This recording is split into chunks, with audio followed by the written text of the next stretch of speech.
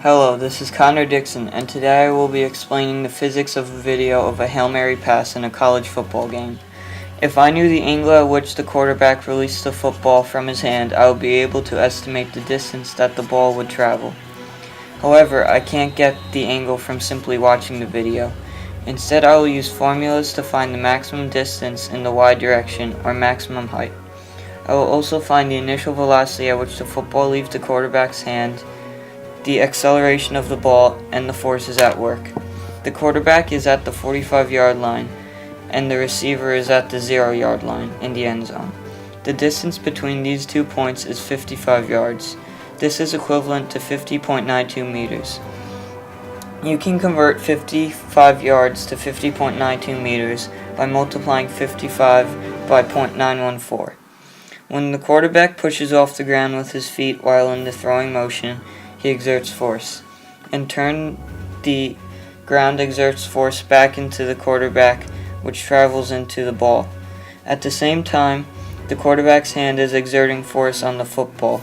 The football puts force back into the quarterback's hand. This force travels through the quarterback into the ground, then back into the ball. These forces are what propels the ball through the air. All these forces are explained through Newton's second law of motion. This law states that the acceleration of an object is directly proportional to the unbalanced forces acting on it and inversely proportional to the object's mass.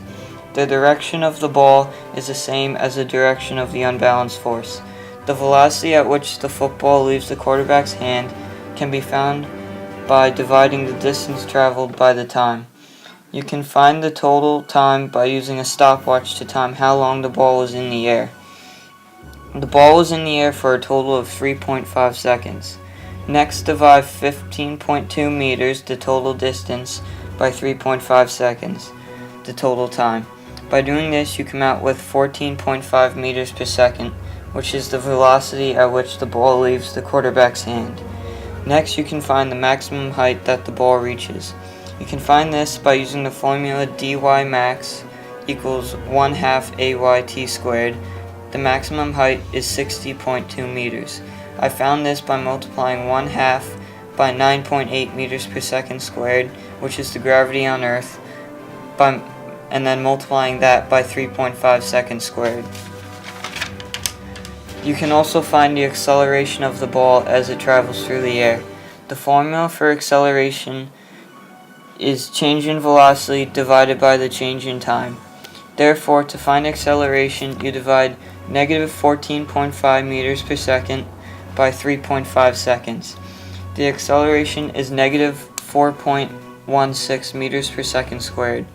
At the same time the ball is slowing down, gravity is pushing it down. When the football hits the receiver's chest, energy is transferred into his chest, which then sends energy back into the ball, causing it to bounce. Force is also transferred when the second running back is tackled. Force is transferred between the players tackling the running back, either a cornerback or a defensive end, and the running back and the ground.